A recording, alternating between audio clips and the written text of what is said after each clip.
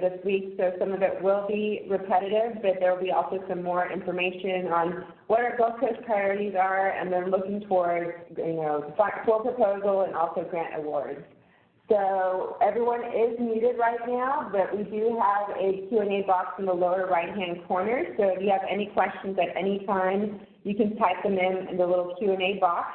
Kate will be monitoring the Q&A box, so you can also stop me at any time to ask any questions.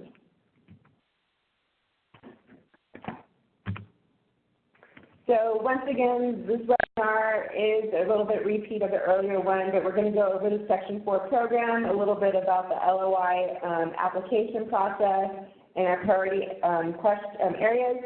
And just to caution that everything that is in the LOI supersedes what I'm saying today. So if any way I misspoke or anything, please always refer to the LOIs, because those are the guidelines and standards for our Section 4 grant program. So before we jump into Section 4, I want to give you a little bit about background on Enterprise if you're not familiar with us. On the screen you have our founder, Jim Rouse.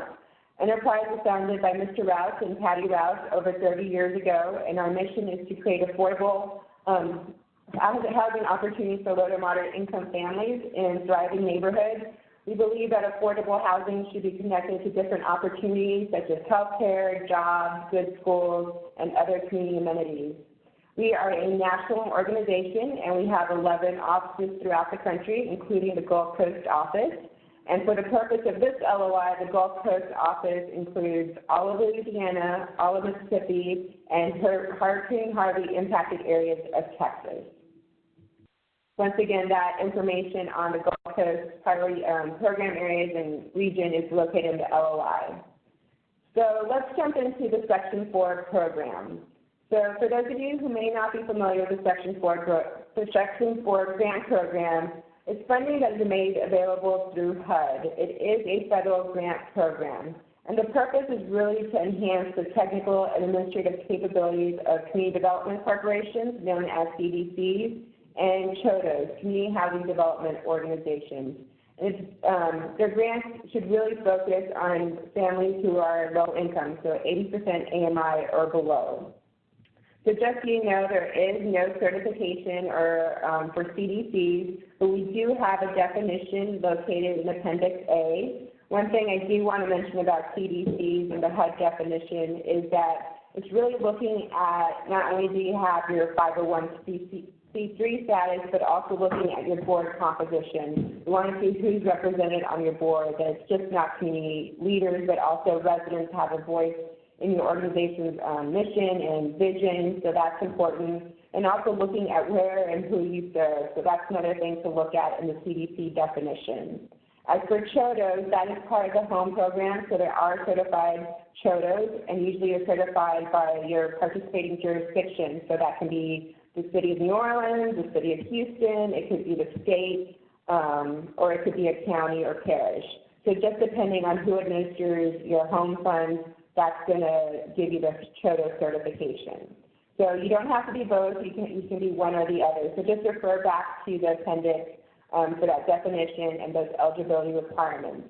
One thing I do want to mention is that in addition to being a CDC or CHODO, we also require as Enterprise that you have some staff capacity. So you can't, as an organization, depend on volunteers or donated staff, board members, or consultants to meet this capacity requirement. You have to have some kind of staff as part of your organization. So here's some general information about the Section 4 process, LOI process itself. I just want to say this, it is a very highly competitive process.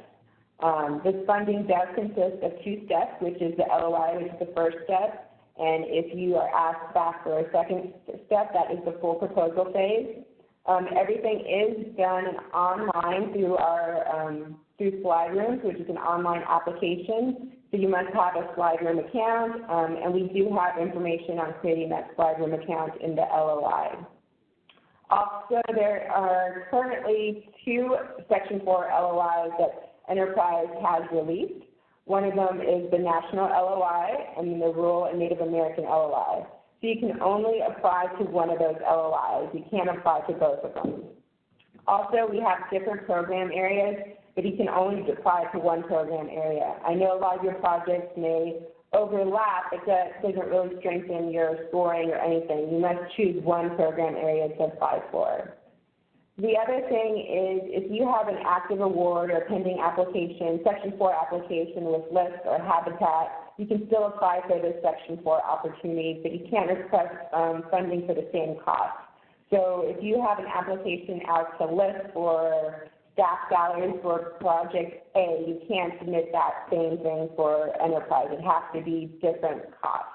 So that's something to be aware of. Also, you can have an active enterprise Section 4 grant award. That doesn't exclude you from applying for this Section 4 round, but you do have to be in good standing. So meaning you are providing us updates, you are doing disbursements. That just means that you haven't defaulted on your grant or defaulted on any enterprise loans. One of the things in our Gulf Coast priority area sheet that we made clear was that our grant awards will range from $25,000 to $40,000. $40,000 is the maximum grant amount under the Gulf Coast program area. I know there's listed general up to $100,000, but for any Gulf Coast grant, we are not going over $40,000. And just remember that Section 4 is a cost reimbursement grant. That means you must expend those funds before we disperse any funds. And I'll get a little bit more into that later on in the presentation. But just be aware that the range is going to be 25 to 40. You can't apply for more than 40,000. One other thing is that Enterprise is also administering the HART program in Texas, which is the Housing and Economic Assistance to Rebuild Texas grant program. And since that program is active, we are not allowing our HART grantees to apply for Section 4. So if you are a HART grantee and you're looking to apply for the Section 4 opportunity, I'm sorry, but you cannot at this time. If you have any questions, you can definitely reach me offline and we can discuss that. There are a couple of new things with this Section 4 LOI that I want to point out. And if you've gotten a Section 4 grant before, this may be a little bit different, so just think about this as you're putting your application and especially your budget together.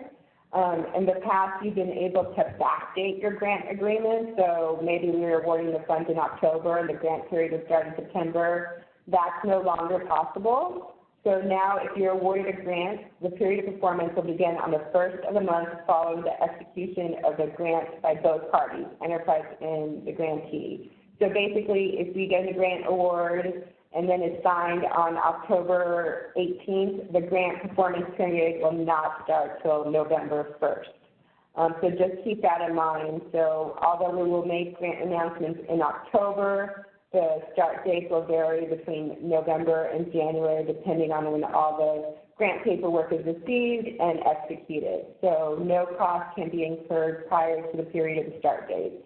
So just really keep that in mind when you're putting together your budget, because I don't want you to start incurring costs and then not be able to reimburse yourself. So you really think forward that your budget probably won't start most likely till November, December, or maybe even January of 2020. So one other new thing this year is that all applications should be submitted by an authorized representative of the organization. A consultant cannot submit an application on behalf of the organization. We know a lot of our nonprofits do work with consultants to help them submit their grant applications, which is completely fine to work with a consultant to put the application together, but it has to be somebody, whether on staff or board, to submit the actual Section 4 application. It can't be that consultant. We just want to make sure that the organization that's submitting is eligible and that is somebody that is authorized to represent them is submitting the application. So let's talk a little bit about what is Section 4 and capacity building. So if you really look at the purpose of the Section 4 grant, it is capacity building. And when we think about capacity building, I like to put this definition out there because I think it really frames the applications in your LOIs really well. So I'm actually going to read this definition and talk a little bit about it. Capacity building is whatever is needed to bring a nonprofit to the next level of operational, programmatic, financial, or organizational maturity. So it can be may more effectively and efficiently advance its mission into the future. Capacity building is not a one-time effort to improve short-term effectiveness, but continuous improvement strategy toward the creation of a sustainable and effective organization. So I know right now, and I know a lot of nonprofits really are, there's limited philanthropy out there, limited funding, even government funding is decreasing. So nonprofits are looking for that operational support. The Section 4 is not operational. It's really that capacity building support. So think about right now before you're applying, what are those gaps in your programs?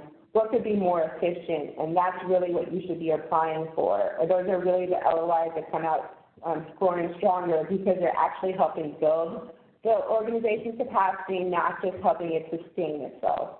We want nonprofits to play a critical role in the work we're doing, especially in the affordable housing industry. So we want you to think about how can we be more effective in the future and how Section 4 can really play a role in funding some of that work to be more effective and efficient. So just really think about that as you're framing your LOI. Don't think about this as operational support. Really stretch yourself and think about what is this capacity building that's going to support us going forward. So the LOI this year is listed into 5 different program areas. We have housing stability, organizational capacity building, equitable climate resilience, economic mobility, and health and housing. So those are the 5 program areas, and then you're going to have to choose one of these program areas in order to apply for the LOI. As I mentioned, some of your work is definitely going to overlap in these program areas, and that's okay, but you're going to have to pick one of those categories in order to move forward in the LOI. So for the Gulf Coast, we're really prioritizing 3 areas: housing stability, organizational capacity building, and equitable climate resilience. It doesn't mean we won't accept applications for the other 2. We will accept applications and we could potentially fund the other program areas, but for us, our priority is really those top 3. So I don't want to discourage you that if you choose, economic mobility or health and housing, we're not going to fund you. That's really not what we're saying by our priority areas. We just want you to know what we're really focused on this year. And one thing we also want you to think about, and seems to be an underlying theme in these program areas, is really advancing racial equity through housing. We envision communities where everyone has an equitable and safe access to affordable housing. So think about how you as an organization is advancing racial equity, and try to think about how these program areas and your projects fit into that. It's not a different program area, it's just something that, we're pushing our organizations to think about. So let's jump a little bit into each of the program areas that we're focusing on as the Gulf Coast. As I mentioned, housing stability is one of the areas that we're focusing on. As we all know, affordable housing is a great need in every community. It doesn't matter if you're a small community or a large community. We hear about people not being able to afford rent or being pushed out of their neighborhoods. So for us in the Gulf Coast, the production and preservation of affordable housing is very important. So one of the things that we usually do with Section 4 is leverage other federal funding. So we like to support organizations who already have a federal commitment, whether that's a home fund, a LIHTC, or a CDBG grant award from either a city or state or whoever that is, to really get their project completed. So for us, this criteria is not only looking at a potential project, it's looking at an actual project that has those commitments. So in order to apply under the Housing Stability Program area in the Gulf Coast, you have to have one of these commitments. Like I said, it has to be a federal funding commitment. The project cannot be something that is in pre-development without any support or in the conceptual phase. It has to be something that already has a funding commitment so we can help the project move forward. We won't ask for this in the LOI stage. We won't ask you to submit your home award or your CGB, any award, but we may ask you if you have any questions during the full proposal stage to show some evidence. So really think about that if you're applying under this area, you have to have that additional criteria in order to apply and to be eligible. So if you don't have that additional criteria and this is the area you chose, it's not going to score very well. So just be a warning on that one. And this one, we have the geographic priority of Louisiana and Mississippi, but once again, we will look at projects in Texas if it's in that Harvey impacted area and does meet the additional funding criteria. So the next area we're focusing on is organizational capacity building.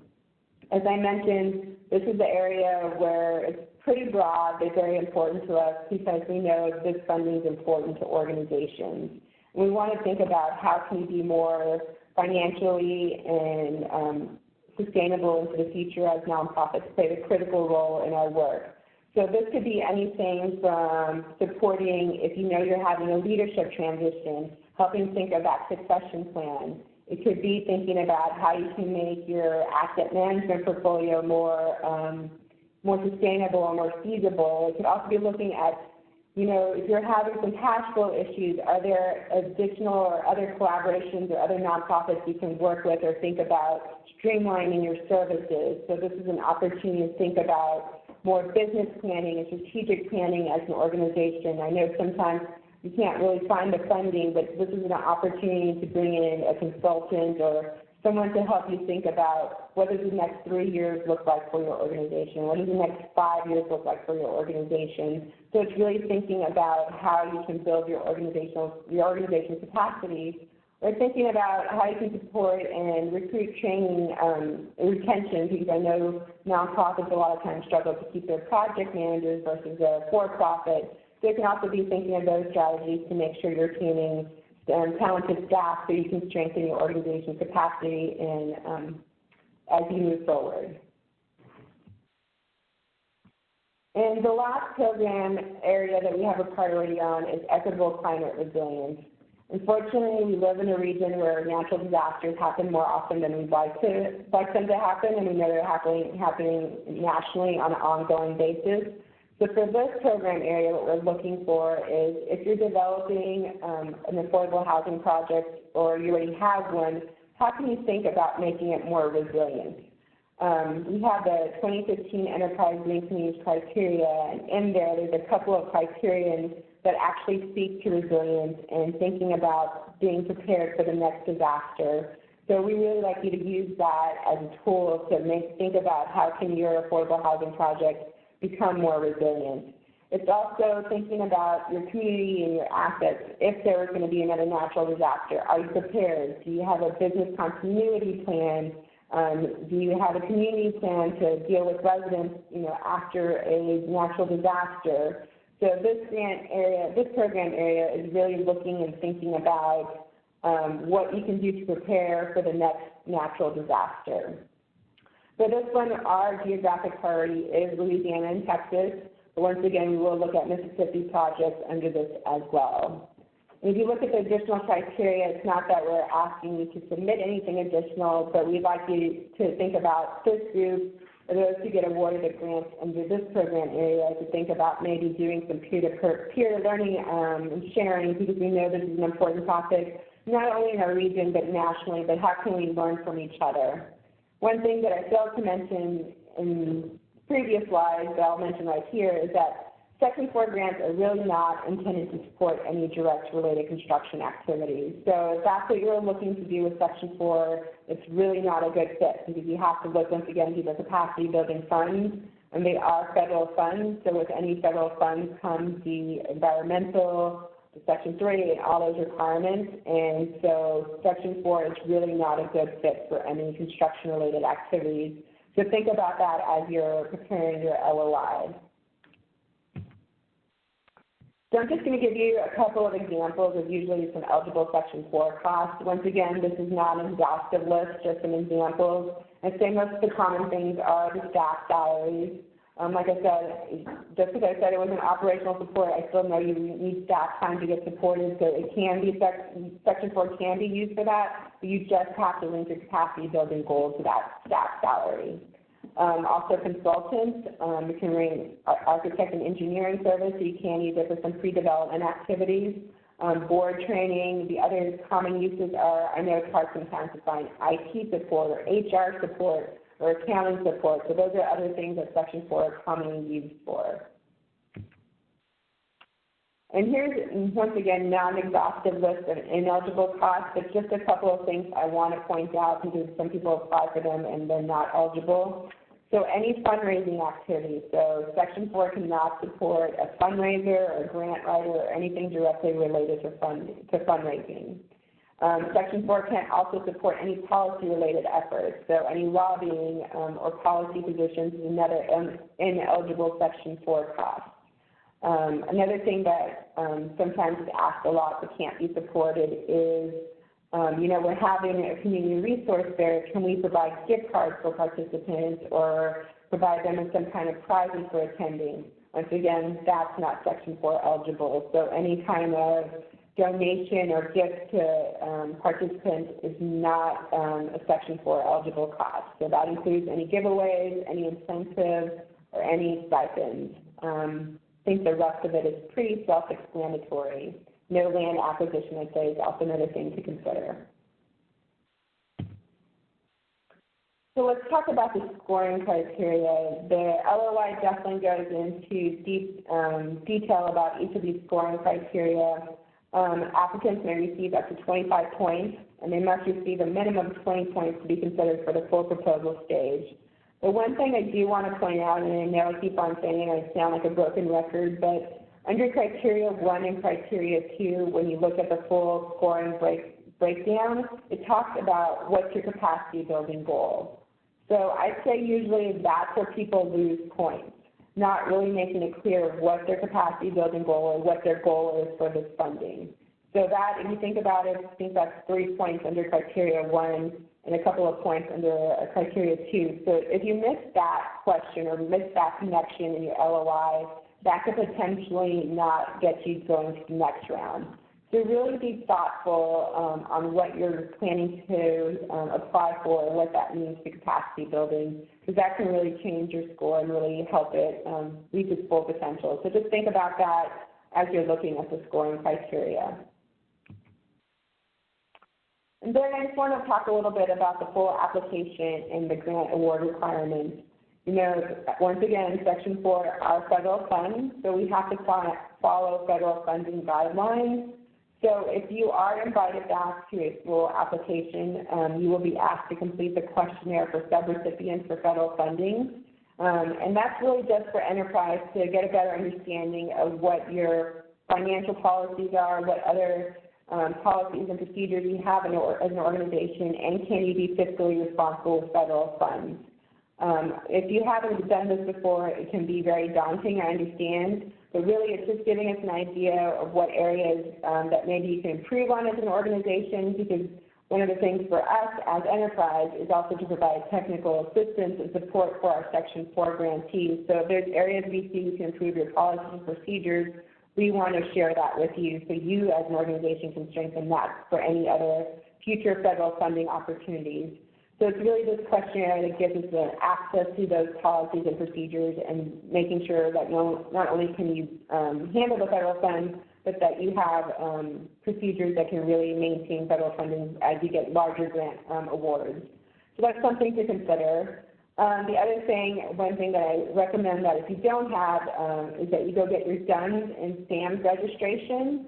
You don't have to have it for the LOI stage, but if you are going to get the grant award, these have to be active during your grant period. They are free services, and this is a quick application online, and this is just something you'll need for any federal funding. So whether it's Section 4 or anything else, that's something that you need to have, so I recommend that you start that process now. Once again, it's not a requirement at this phase, but it will be if you're given a grant. And also that this is also a requirement for any consultants that are using Section 4. So let's say part of your grant budget is to pay for a strategic planning consultant. That consultant must also have a DUNS and SAM registration. So think about that as you're thinking about your budget and making sure that they're going to have these federal requirements attached to them as well. One other thing I want to mention is that Section 4, part of the requirement of HUD to enterprise is that we raise private funding to support or leverage Section 4. And one of the things that makes this program attractive is that it's not only using these federal funds, but it's also leveraging other funds. We don't have a requirement of match for our grantees, but we do have some preferences. We like to say a 3-to-1 match, but we also recognize that some organizations may not be able to meet that. So when I'm talking about match, I'm talking about that it's private funding. So it can't be any home award, any CDBG award. It could be a loan from a private bank. It could be a grant from your local community foundation. It could be individual donations. It could be your rental income. It can be a wide variety of stuff, but it just can't have any federal funding intertwined with it. And one of the things to consider is that if you're going to use like a loan from another enterprise project, and the enterprise loan is not eligible for match. We'll talk a little bit about this, the consultant guidance. Once again, it's about having your DUNS number, your SAM registration, and then if you are going to utilize a consultant, making sure it's an open and competitive process. It is federal grant, so you have to follow that process as well. You can't just, pick X because, there's no reasoning. There has to be some kind of paper trail and competitive process to show how you actually picked your consultant. So keep that in mind if you're going to be requesting funds for a consultant. And the last thing I want to mention is backup documentation. I think, some grantees can feel a little overwhelmed about this, but it's really just having good practice as an organization. So since these are federal funds, you will be required to submit backup documentations with every disbursement. As I mentioned, this Section 4 is a cost reimbursement grant, so you will have to spend those dollars, and then you will seek a disbursement from enterprise. And for example, like if you're using money for staff salaries, we will need to see the actual timesheets of the staff members, and those timesheets have to meet federal requirements, so that has to be like allocated to specific projects or specific grants. And we'll provide you with some examples, so I don't want you to feel overwhelmed by that. But that's just an example for staff salaries. If you're using it for training, you'll have to show us the registration to that training, the invoices, the checks that were paid to attend that training.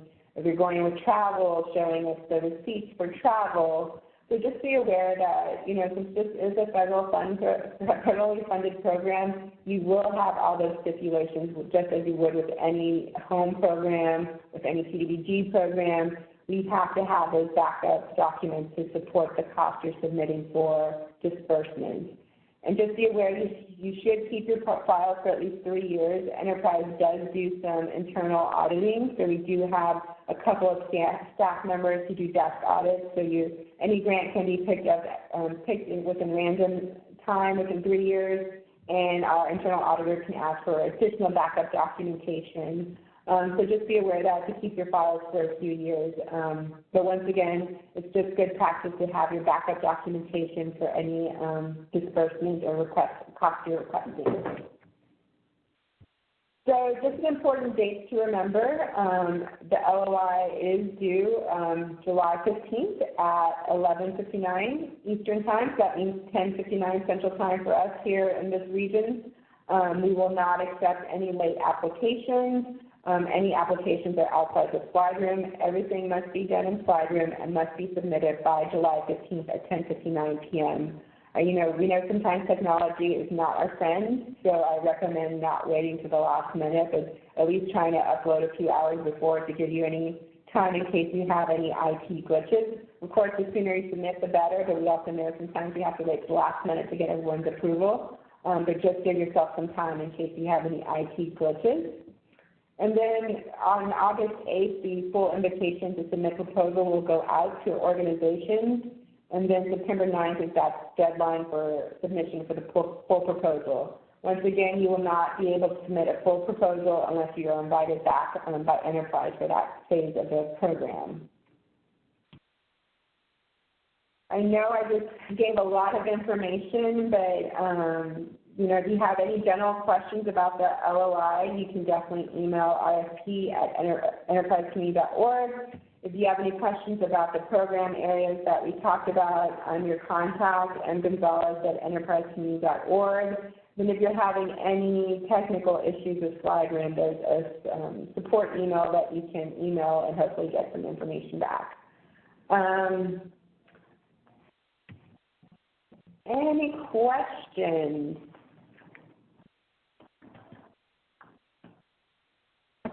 It is due at 10:59 p.m. Sorry, I missed that up. So Monday, or July 15th, Monday. Hold on, I'm just looking up July 15th to make sure I have the right date here. Monday, July 15th. It's Monday. 10:59 p.m. Okay, p.m.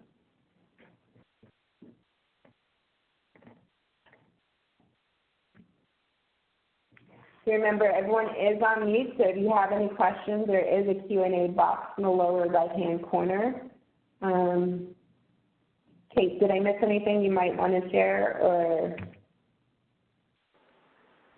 I don't think so. I think you covered a lot of good information, even more so than in the national LOI. So I think we're good. Yeah, I think a quick couple of things to remember. For the Gulf Coast, you can only apply up to $40,000. We are prioritizing 3 program areas, but doesn't mean we won't accept applications in different program areas. And if you're a HART grantee, you cannot apply for Section 4, and everything is due Monday, July 15th at 10:59 p.m. Once again, if you have any questions, I know this kind of went by fast and there's a lot of information, but I will share the PowerPoint with all participants in case anything comes up or you have any questions and want to refer back to it. But you can always email either the RFP email box or myself with any additional questions, and we'll try and get back to you within 1 to 2 business days. If there isn't any other questions, I'll go ahead and close this webinar, and I look forward to reading everyone. Oh, I see. Can the full grant amount be for salaries? Yes, it can be for salaries.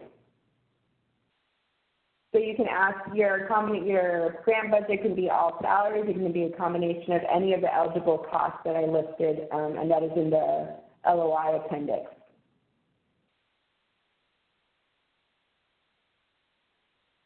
Last call for questions. All right, well, I look forward to reading everyone's LOI. So if you have any questions in the meantime, feel free to email me or the RFP box, and we'll talk to you soon. Thank you.